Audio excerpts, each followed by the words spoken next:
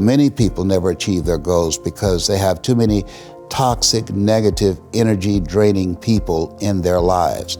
And you have to have goals outside of your comfort zone that will challenge you, because in order to do something you've never done, you've got to become someone you've never been.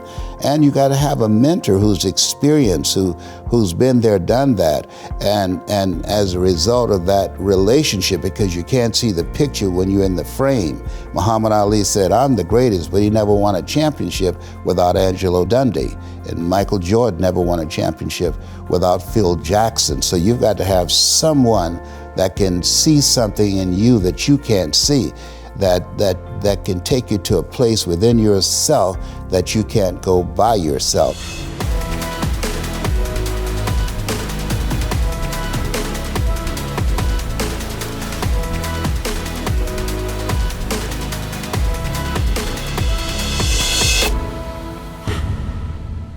Hey everyone, welcome to Impact Theory. Today's guest is a best-selling author and one of the most lauded and sought-after speakers on the planet. But nobody would have predicted that given where he started. Born on the dirty floor of an abandoned building, he and his twin brother were later adopted and raised as 2 of 7 children to a single mother who struggled to make ends meet. He was deemed teachable but mentally retarded when he was a kid, and classmates referred to him as the dumb twin. Despite all of this, however, one day, while shining shoes, he paid attention to the powerful words of the motivational tapes one of his most successful customers was listening to. The message made him realize that with enough effort, he could turn his life around. He began reading and drinking in as much wisdom as humanly possible, and after years of relentlessly improving his skill set and receiving encouragement from mentors, he stepped into what he now calls his power voice. Since then, he has hosted popular national TV and radio talk shows, won a Chicago area Emmy, spoken to crowds as large as 80,000 people, written best-selling books, and received the National Speakers Association's most prestigious award, the Golden Gavel.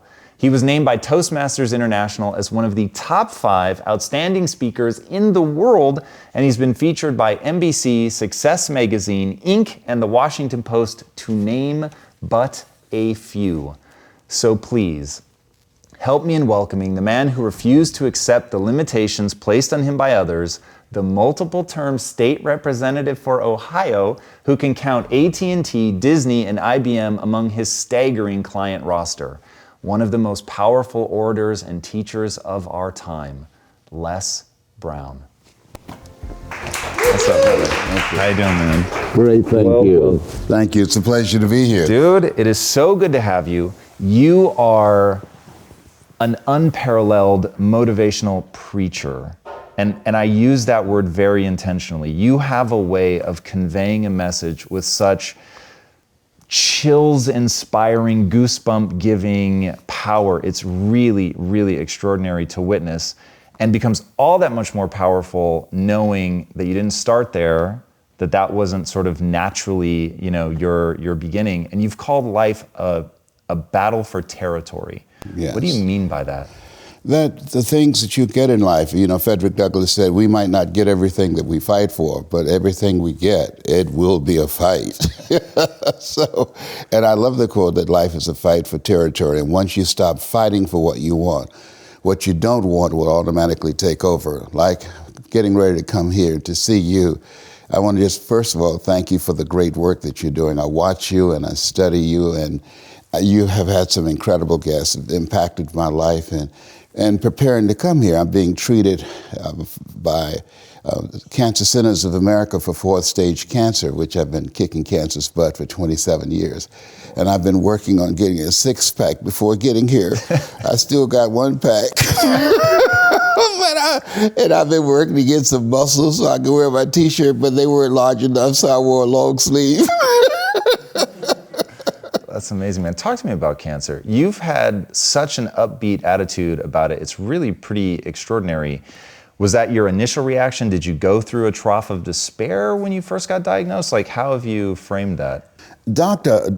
Alfred Golson, who has since passed, was a very unusual guy. And he told me, he said, "Mr. Brown, you have cancer." I said, "Can you give me a second opinion?" He said, "Yes, and you're ugly too." I said, "Oh my God." So I didn't have a chance to have fear because, those three words, you have cancer, three of the most feared words in 7 different languages. I saw it as a fight. And from that time to this time, my PSA was 2,400. And that stands for prostate-specific antigen, and now it's below 0 and metastasized to 7 areas of my body, which was a good thing because 7 is my lucky number. Okay, so I never was fearful that I was going to die from it, and I think that I read something by Dr. Norman Cousins. He wrote a book called The Biology of Hope, and he talked about the fact that when something happens to you, you don't deny it, you defy it. And I was defiant that I'm going to beat this, I'm going to handle this. That there are people who many times when something happens to them, that they embrace it from a place of fear and it takes them out. And L.C. Robinson said, things may happen to you and things may happen around you, but the most important things are the things that happen in you. And you have to stand up inside yourself and deal with it and handle it. So fortunately, that never bothered me, but I had sciatica pain. That had me speaking in unknown tongues. And I was in a wheelchair for several months, speaking from a wheelchair. And it was something that I dealt with that frightened me. Will this ever end? It was 24 hours. I lost a lot of sleep. It was exhausting going from all type of specialists in and out of the country. And just one day, it stopped. And I'm glad that I'm past that. I feel like when you go through some stuff, there's some certain things that you don't want ever to see again, and that's what I don't want to ever see again. But fear has not been the biggest challenge that I've faced with the things that I've been dealing with in terms of my health. Well, talk to me about the process that you go through mentally. So there have been a few times in your life in getting to know your story where they seem like really key inflection points. Being told that you were teachable but mentally retarded, that for sure is something that would define most people, and they would have a hard time escaping that. Being told that you have cancer, that it's stage 4, that they don't know how to treat it, that's something that consumes most people. How do you build that resilience? So maybe by the time you get to cancer, you've already done so much work, so I get maybe how that one you're protected by the mechanisms you've built, but in the beginning, how did you crawl out from under the labels that people were putting on you? The easiest thing I've done was to get out from under the labels and to live the life that I live. The most difficult thing I've ever done was to believe that I can do it. What's the difference? The difference is that when you don't know what's impacting you, and it's something that's holding you down and you're not aware of it. The great anthropologist Margaret Mead was in a restaurant in London, and a guy was serving her and said, "There are several Americans here tonight." And she said, "Is that right?" "Yeah." So let me know when you serve them dessert. I'll tell you exactly how many are here. He said, "Oh, you couldn't possibly." And so he came back and said, "Okay, I've done it." And she got up and she walked around and she came back and she said, "There are around 25 here." And he looked at the roster. "How did you know that?" Say, "In America, we eat differently from you when we eat a dessert. You eat it from the crust toward the tip. We eat it from the tip toward the crust. When you eat a slice of pie, how do you eat yours?"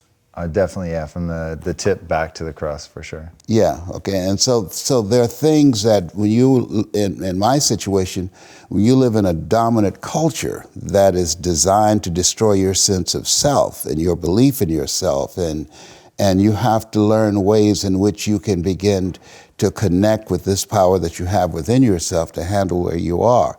The key is to be constantly in a perpetual process of discovering the truth of who you are and fighting constantly to look for ways in which you can escape the inner conversation. I speak to audiences around the world, and I train speakers as well, and I tell them that when you speak, that there's an objective that you want to achieve when you speak to an audience, because how people live their lives is a result of the story they believe about themselves. So you as a speaker, when you speak in this program, when people see you, what you do is distract, dispute, and inspire. You distract people from their current story with your guests and the questions that you ask. Through the process of the ongoing questioning and the way in which they respond and the things they have learned, you dismantle their current belief system and inspire them to create a new chapter with their lives. And so, but that's an ongoing process of constantly interrupting that conversation, what psychologists call your self-explanatory style, because life is going to beat up on you in so many ways, and many things, they come back, negative thoughts and how you feel about yourself, they don't die. They come back once you stop doing the maintenance work on your mind, listening to motivational messages, going to seminars and workshops, spending time quietly listening to the still small voice within. Who am I really? Is this really me? Am I giving my best? Am I just reflecting what's around me? Because all of these various things affect how we show up in life. And so having a strategy to continuously find ourselves reaching higher. Robert Schuller had a book, is not very popular, but I loved it. It's called Peak to Peak, U-P-E-A-K to P-E-E-K, because you're constantly reaching higher to find out and discover your better self. Yeah, I want to talk about that difference between, so you have the notion of figuring out who you really are, and I assume you mean beneath the labels. So people are telling me that I'm not smart, but that's not necessarily true. Mm-hmm. So I want to get down to that layer of what I'm really capable of. But you also talk about, we have this profound ability to change, and you talk about people needing to be relentless, like to relentlessly pursue that growth. I find that juxtaposition incredibly interesting, where you've got, there is a real you, which maybe you would call potential, mm-hmm. and then there is the actualized potential. Is that how you see it, or is there something else there? Absolutely. There's a real you. Richard Wright said it best. He said, the impulse to dream has slowly been beaten out of me through the experiences of life. So when you live in a culture that is designed to destroy your sense of self, where you are marginalized, where you have a feeling of being hopeless and powerless, and you're terrorized. I remember going downtown with my mother, and I saw a water fountain. I think I was about 5 years old, and I ran and I drank from the water fountain. All of a sudden, she grabbed me by the neck and said, "Don't you ever do that again," and start punching me in the back of my head and my face, and got me down on the ground, was punching me relentlessly. And I said, "Mama, please, it's me, Mama, it's me," with this crazed look in her eyes.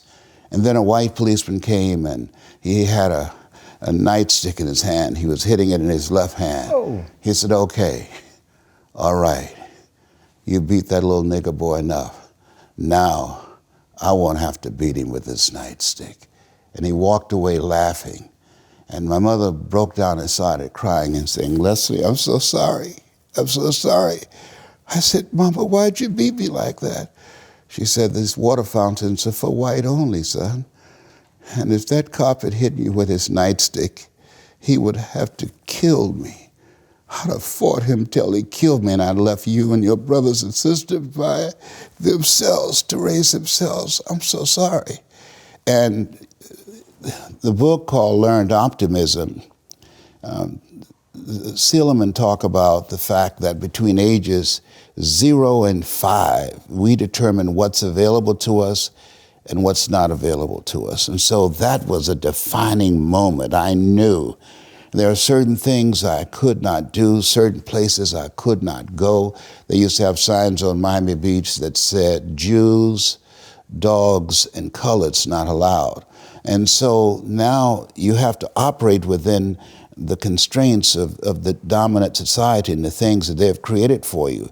And it's a challenge to see yourself beyond that and to work to get outside of that, even after those laws have changed because that has become so much a part of you, you unconsciously operate within the parameters of what has been put in place. Like you're driving on the expressway, the 405, and you'll get off on an exit that you weren't going in that direction, but you unconsciously did it because you've done it so many times that many people, because they're not making a conscious, deliberate, determined effort to think outside of what life has thrown at them, they end up doing the same thing over and over and over again. Einstein said that thinking that has brought me this far has created some problems that this thinking can't solve. And so through relationships, through reading, through studies, through goals and dreams beyond your comfort zone, it allows you to begin to live out of your imagination as opposed to out of your history. Disney said, the imagination is a preview of what's to come. And so as a kid, I dreamed a lot about taking care of my mother. I used to go with her to work to clean homes, and she kept her children, and she cooked for these wealthy families. My mother could bake a sweet potato pie so good you couldn't eat it with your shoes on. You had to take your shoes off so you could wiggle your toes. And I used to look at these big, beautiful mansions and said, Mama, what is it, Leslie? When I become a man, I'm going to buy you a big, beautiful home just like this. Oh, you don't have to do this. I said, I know, but you didn't have to adopt us either. And you did. And so I'm here with you because of two women. One gave me life, the other one gave me love. God took me out of my biological mother's womb and placed me in the heart of my adopted mother. And because of her example and my love for her and the passion that I felt in my heart, I've got to do something to make her proud. I've got to do something to put myself in position to be able to take care of her. That drove me. Nietzsche said, if you know the why for living, you can endure almost anyhow. Jesus, man, that was a lot. I want to go back to this notion of dominant culture. You look so young. I forget how long you have been walking this planet. 75. I'm 75 years old. It's fucking incredible, man. So thank you. You have so much optimism. You're so positive. You're so quick to laugh. Going back to the way that the dominant culture can dismantle so many people, what are ways that the dominant culture is dismantling people's creativity, their very spirit today that people should be watching out for? Well, just think about if you were an immigrant and you're watching television and you see people who can come from white cultures with no problems whatsoever, like the president's in-laws, but brown people coming from other countries, they're separated from their children and put in cages, and there's a silence. There's not millions of people protesting and saying, this is not who we are as a country. This is inhumane. I believe that all of us have a responsibility that we want to live a life that will outlive us, the work that you're doing. There are people that you will never meet, whose lives that you've transformed, that you're living a life that will outlive you. Just think about the fact that this program has given a lot of people hope, and there's hope in the future. It gives you power in the present. Every 40 seconds, someone commits suicide. But because of something you say or some guest that you've invited, and as they share their story, you interrupt that story of being hopeless and powerless and not wanting to be here anymore. And because they took the time to watch, you create an experience.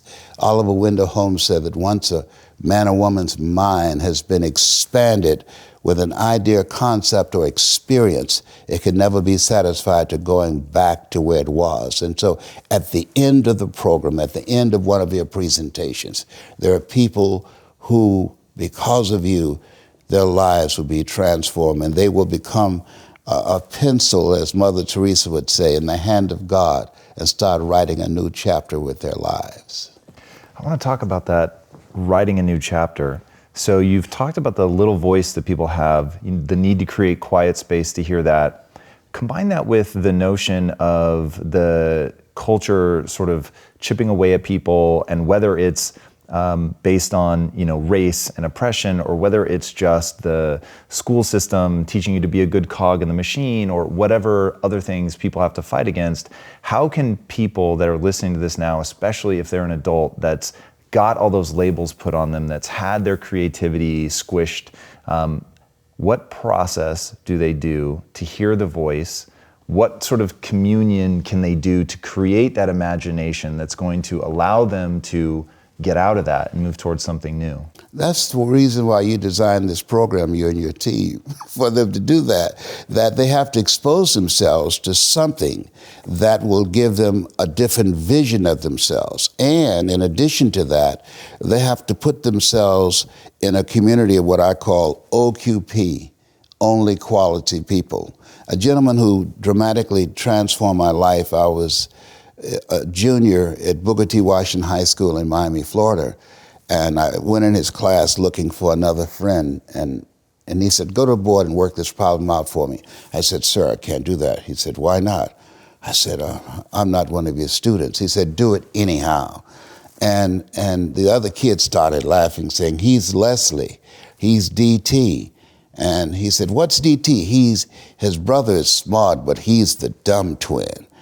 And I said, "I am, sir." And he came from behind his desk and he pointed at me. He said, "Don't you ever say that again. Someone's opinion of you does not have to become your reality." And he taught me three things. He said, if you want to become successful in life, young man, he said, number one, you got to change your mindset. He said, you don't get in life what you want, you get in life what you are.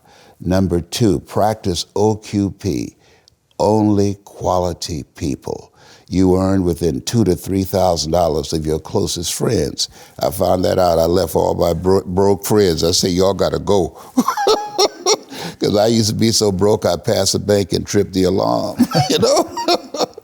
And the third thing he said, develop your communication skills, because once you open your mouth, you tell the world who you are. He said, those are three major things that you want to work on that will liberate you from living in Liberty City, living in poverty in Overtown. It will help to escape out of where you are right now, because I see you watching me and I know you want more. I can see the hunger in your eyes. That's why my book is about to come out called You Gotta Be Hungry. I love that notion. I love that title. So how do people get hungry? You get hungry by finding something that's you. I believe that all of us are born unique, but most of us die copies. You got to find out what is it that turns you on, what resonates with you. One of the things that I realized and what allowed me to become successful as a speaker, the speaking industry has been hijacked by people who speak to sell, and it's okay to do that and make money. I speak to change lives because somebody spoke and changed my life. So this is my passion. This is my drive. This is something that I feel in my heart. And so the key to that hunger-driven life is a heart-centered life. I didn't do what I'm doing for years because of my programming, because of the culture in which I was raised in. I would see other people with degrees and PhDs and MBAs and credentials I don't have, and I convinced myself I couldn't do it. But Mr. Washington, on that day, we became friends, and he taught me not only someone's opinion of you does not have to determine your reality. He said that you have to work on yourself and you have to have an unstoppable attitude, and no excuse is acceptable, and you got to make it a priority, a non-negotiable in your life, and hold a constant vision of what it is you want to achieve.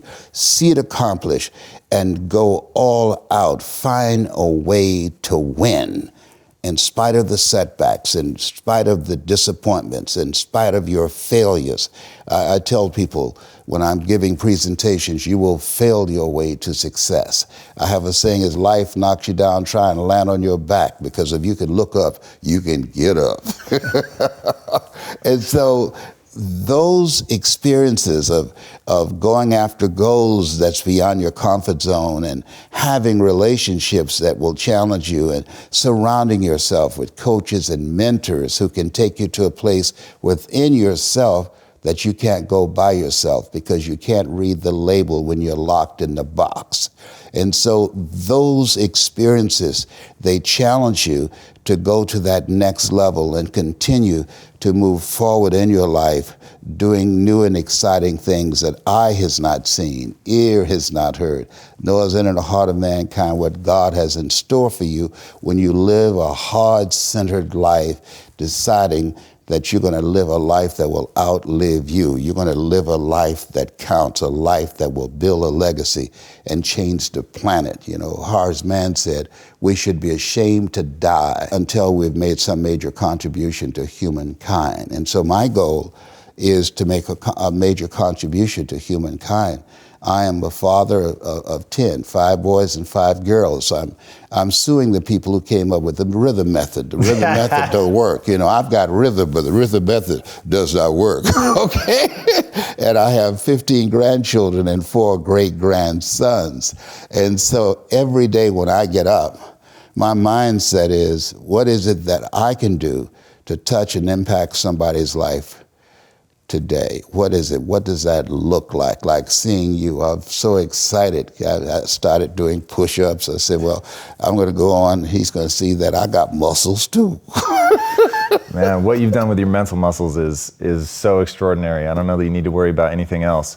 Talk to me about your grandkids, your great-grandkids. Like if you had just an hour to spend with them, what would you give them in terms of setting them up the way that Mr. Washington set you up? Like, what are those core principles that you think are most impactful?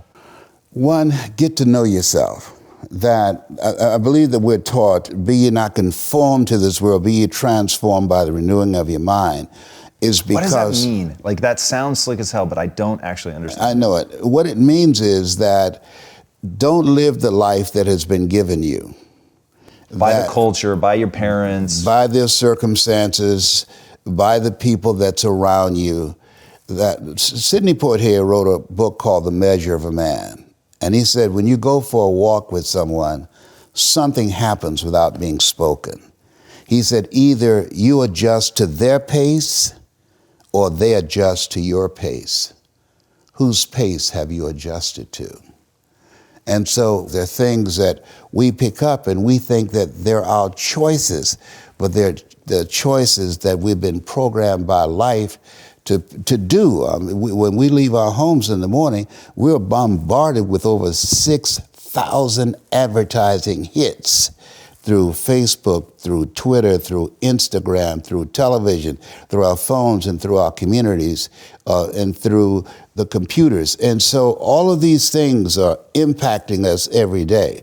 So if you don't have a program for your mind, then your mind is going to be programmed, and you'll find yourself doing things that you did not know, and that they affected you, that they, through marketing techniques and strategies, that they will create a thirst within you. I came up in an era that said if you built the best mousetrap, the world would be the path to your door.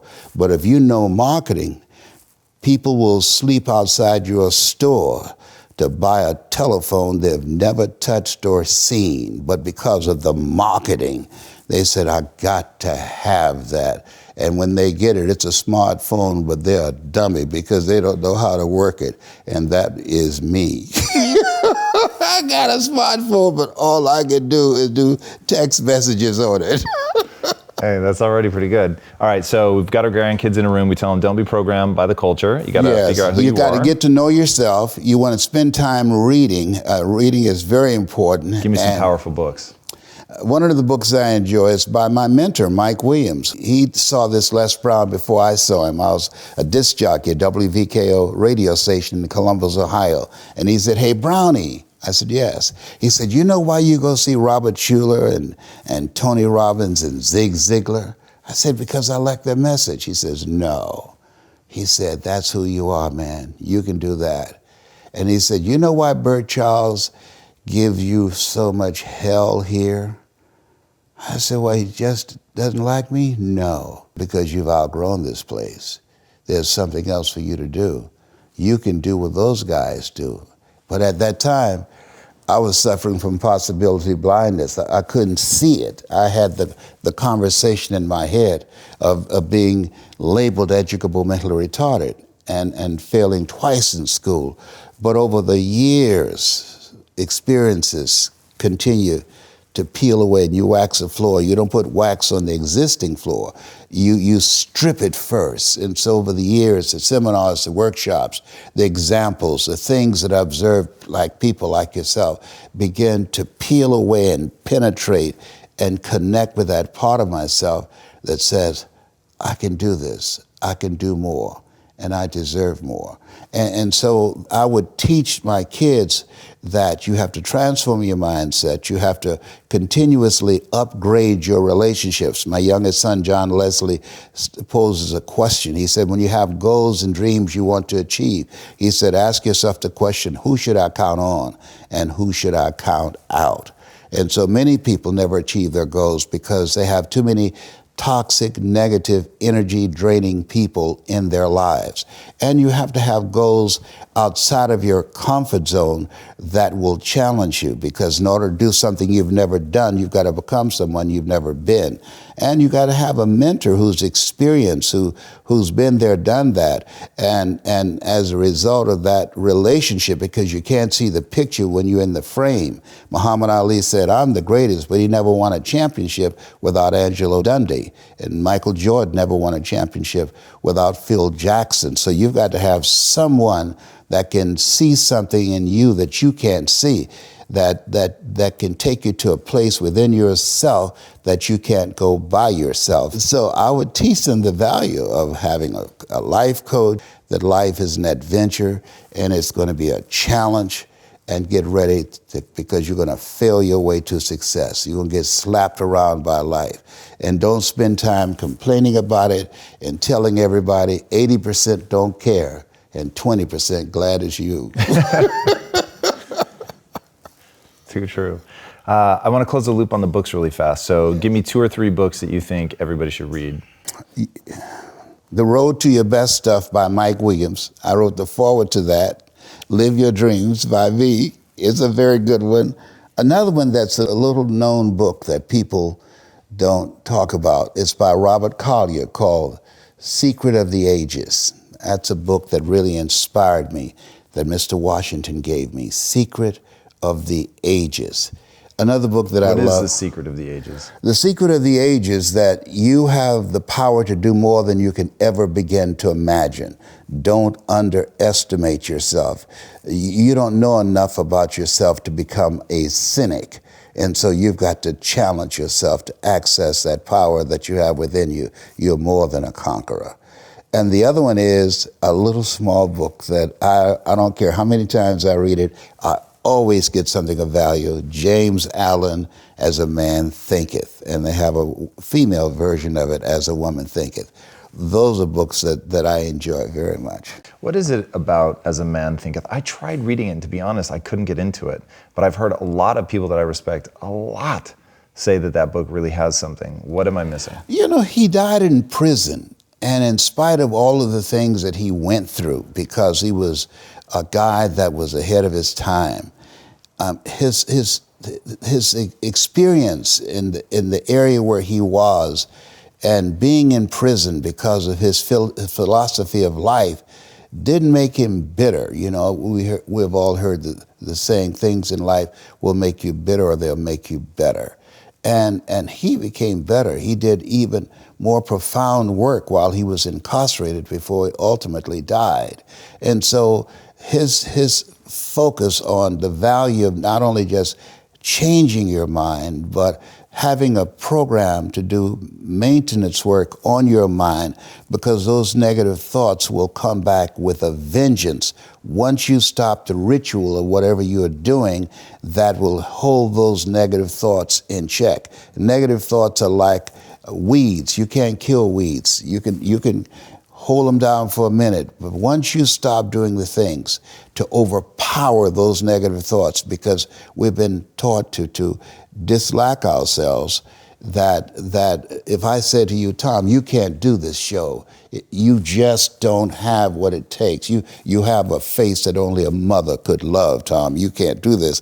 Then MIT did this study, and somebody else has to come along and say, Tom, don't pay any attention. You can do it, Tom. You can do this. Don't listen to him. You can do this. Listen to me, Linda. You can do this. 17 times to neutralize that one time. And so when we think about him and his work, and he did a lot of profound work, it's focused on how to begin to get under those conscious thoughts and impact that subconscious mind to create an ongoing process of renewing how we see ourselves. Yeah, I want to talk about that process. I think that's really powerful. It's a great analogy that the negative voice is like weeds. They're going to keep coming back, and the moment that you stop tending the garden, you're going to be in trouble again. What does your process of tending the garden look like? What do you do on a daily basis to keep it clean?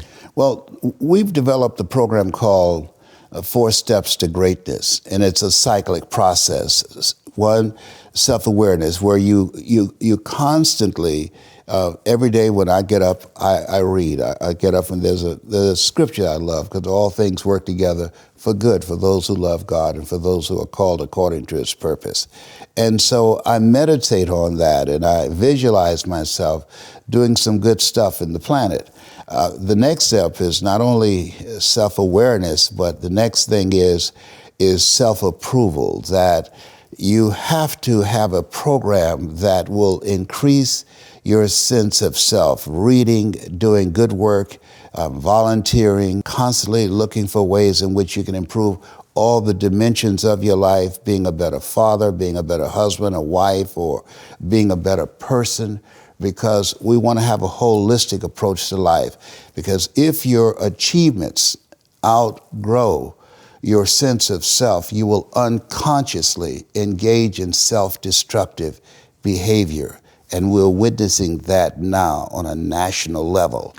Yeah, you're touching on the thing that I find maybe most distressing in life.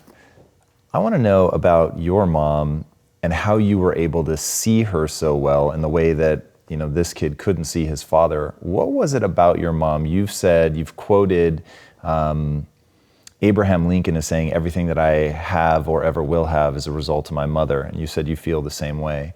What was it about her spirit, what she did, that so impacted you? One, I believe that she lived a heart-centered life, because I don't feel I was given away. I've never done a search for my birth parents until recently, because of these various advertising on television, you know. And this says something happened to you or some of your children, you want to know if this is something that runs in your family.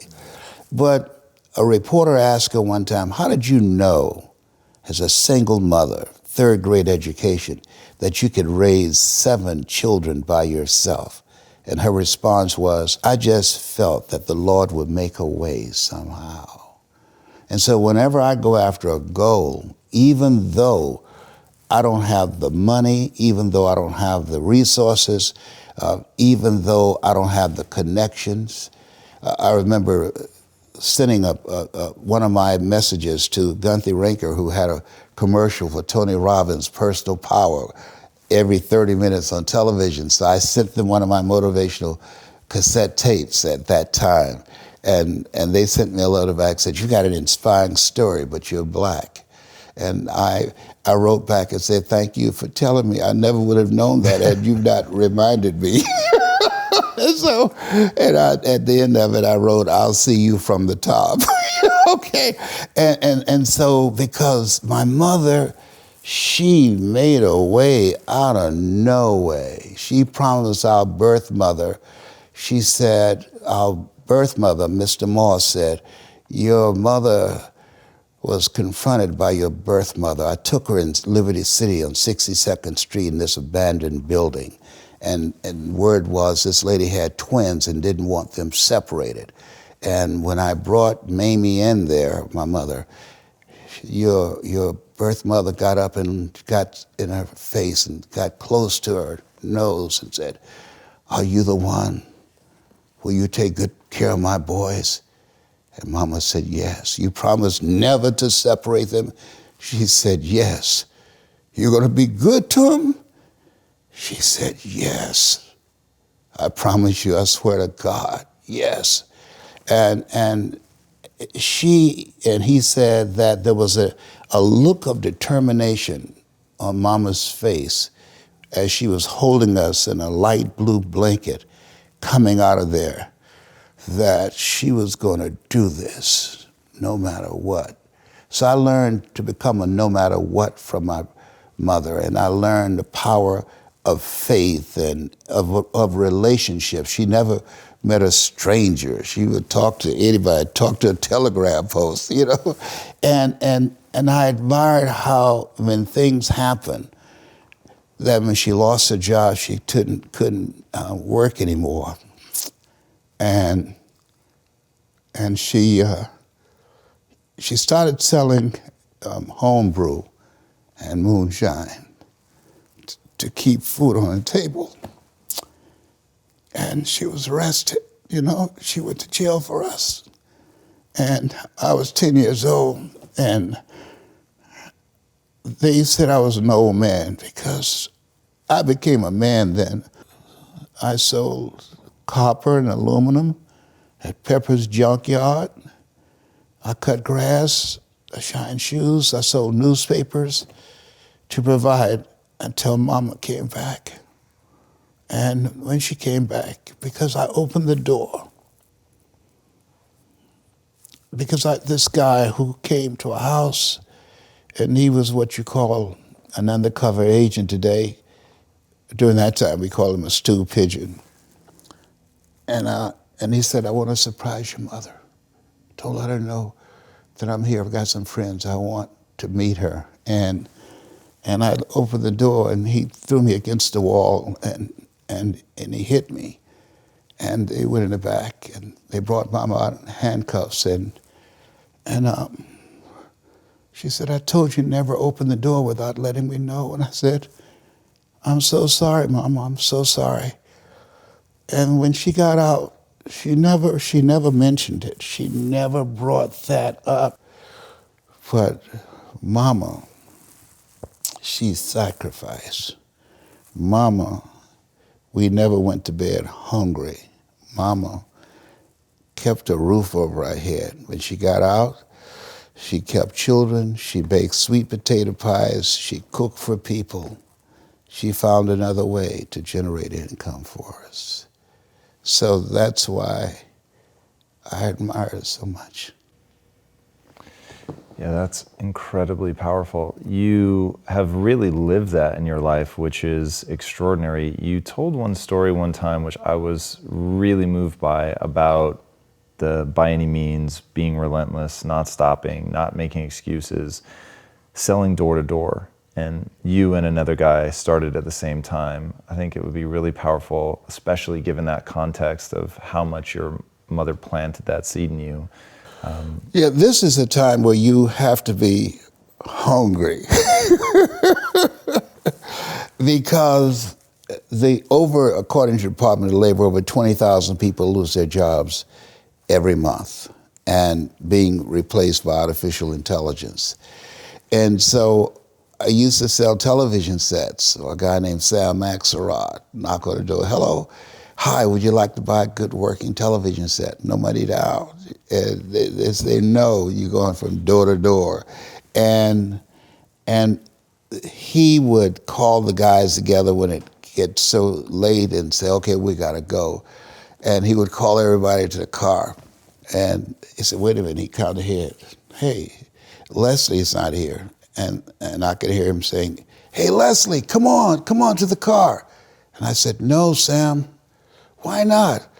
I said, "I'm not going to stop until I sell a television set. I haven't sold yet." "No, nobody's sold anything yet." "I don't care, Sam. I've got to do this. I made a commitment. I'm going to make enough money to put groceries on our table. And I would knock sometimes 10:30 at night, and hi, would you like to buy a nice working television set? No money down? Do you know what time it is? Yes, I do. I'm going to buy groceries for our family.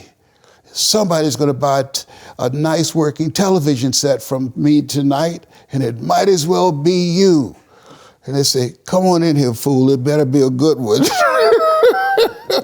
So I learned how to be unstoppable. When he came to pick the other guys up, we had to wait till they got dressed, but I would be standing out front looking for him, waiting, because I was hungry. They were getting money just to have a good time, to party on the weekend. I was earning money so that we could eat. That's all really incredible in terms of just having a vision, knowing what motivates you, going out, being relentless and pushing. How do you talk about making people thirsty? You've the oft quoted, you can lead a horse to water, but you can't make them drink. So how do you make the horse thirsty? You make the horse thirsty by finding out what is it that will create that thirst. One of the advantages that I had coming into the speaking industry, it's governed by the philosophy of the Dale Carnegie course, which is a great course. Tell them what you're going to tell them, and then tell them what you told them. Mike Williams, my mentor, said, Brownie, never let what you want to say get in the way of what your audience wants to hear. Conduct communications intelligence. Ask them, listen to what they're telling you, and then craft and create a story out of your experiences and things you've observed and learned to begin to allow them to see a vision of themselves differently than what they had when you came in. Orchestrate an experience. That experience is major. If information could change people, everybody would be skinny, rich, and happy. I love that quote. You've talked about how for people to make real change, you have to give them a significant emotional experience. Where can people connect with you to get that significant emotional experience? They can go to lesbrown.com. We do a variety of seminars and workshops, discover your power of voice, getting unstuck, and the power of a larger vision. That's how they get in touch with me. I love it. What is the specific impact that you want to have on the world? I aspire to inspire until I expire. Nice and simple. Yes. Guys, if you haven't already listened to this man's talks on YouTube, you are missing out. You probably have, by the way, since he's basically the meat and potatoes of virtually every motivational compilation that is out there. It is truly extraordinary. If you haven't seen his Georgia Dome talk, which is the one he did in front of 80,000 people, check it out. It is extraordinary. And if you haven't already, be sure to subscribe. And until next time, my friends, be legendary. Take care. Les, that was fucking extraordinary. Thank you. How does a firefighter go into a burning building when there's this enormous adrenaline and epinephrine, that could stop most people dead in their tracks? They learn, here's the feeling, it's normal.